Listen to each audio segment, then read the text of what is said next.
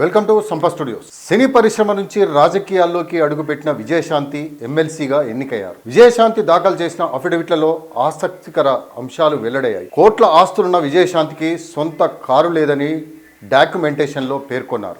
ఎందుకంటే star actors అంటే luxury కార్లు గుర్తుకొస్తాయి.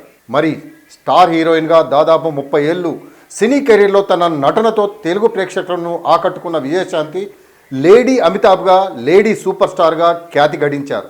సినీ కెరీర్ పీక్ స్టేజ్లో ఉండగానే రాజకీయాల్లో అడుగుపెట్టి తెలంగాణ తల్లి అనే పార్టీని స్థాపించారు. ఆ తర్వాత తన పార్టీని బీఆర్ఎస్లో, అప్పటి టీఆర్ఎస్లో విలీనం చేసింది. బీజేపీ బీఆర్ఎస్లో పనిచేసిన విజయశాంతి 2023 ఎన్నికల వేళ కాంగ్రెస్ గూటికి చేరింది. ఇప్పుడు చివరి నిమిషంలో ఎమ్మెల్సీ పదవి దక్కించుకున్నారు.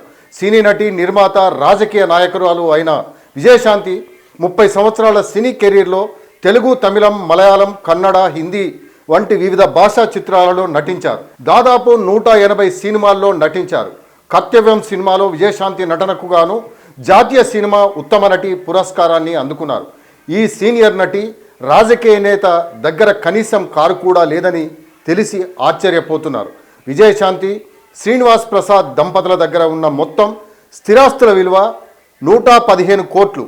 హైదరాబాద్, చెన్నైలో ఉన్న భూముల గురించి తెలుపుతూ విజయశాంతి పేరు మీద 67.5 కోట్ల విలువ చేసే భూములున్నాయని, తన భర్త శ్రీనివాస్ ప్రసాద్ పేరు మీద 45 కోట్లు విలువ చేసే భూములు ఉన్నాయని పేర్కొన్నారు. అంతేకాదు, ఈ లేడీ సూపర్ స్టార్ విజయశాంతి పేరు మీద బ్యాంకులో ₹1 డిపాజిట్ ఉన్నట్లు, 2 కిలోల బంగారు నగలు ఉన్నాయని, వాటి విలువ సుమారు ₹1,98,00,000 ఉంటుందని అఫిడవిట్లో పేర్కొన్నారు. తన దగ్గర నగదు 5,92,000 ఉన్నాయని, తన భర్త శ్రీనివాస్ ప్రసాద్ దగ్గర 30,000 నగదు ఉన్నాయని పేర్కొన్నారు.